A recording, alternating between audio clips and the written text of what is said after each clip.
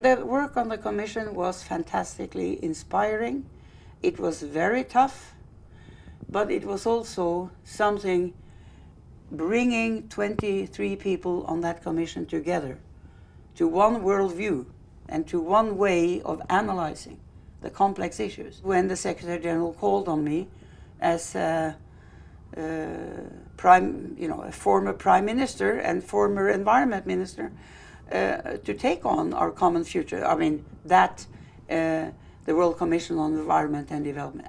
When I was asked, I thought, my goodness, I'm now the leader of the opposition in Norway at that time.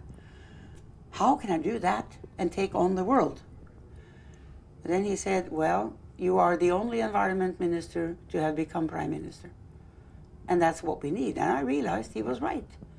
Because sustainable development is a concern of the whole government, not a side issue at all. I was the Director of Environment in OECD in Paris in early 1984 when Gru and Dr. Brundtland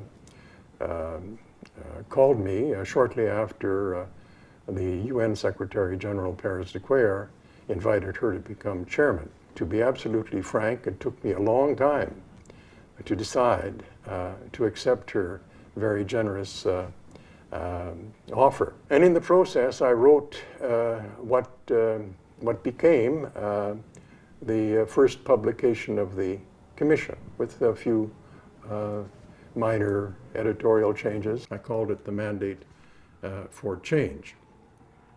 And it set out the key issues that the Commission should address, at least in my opinion. And it also set out the strategy for our inquiry, including, I recommended the public hearings around the world that in the end became our trademark.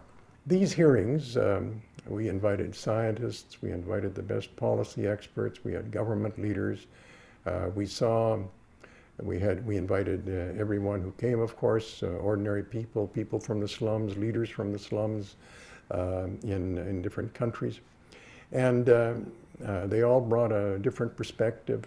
But in my view, it was thanks to these hearings that the Commission finally broke through the ideological and other barriers that surrounded each of us as individuals and began talking heart to heart to one another. And that's what made our consensus possible in the end. Well, as it happened, our common future couldn't have come out at a better time. A sea change in public opinion occurred starting shortly after our first meeting, at the end of '84, at the beginning of '85. And by 1987, it had driven these issues to the top of political agendas in capitals all around the world, not to mention the multilateral banks like the World Bank, and also a number of corporate boardrooms. Leaders were convinced that we had been on the wrong path, at least many of them, and they were looking for some new and more hopeful directions. I never expected, and I know none of the other commissioners sitting there with me expected that within a year, our report and its recommendations would be endorsed by the UN system and by over 100 governments.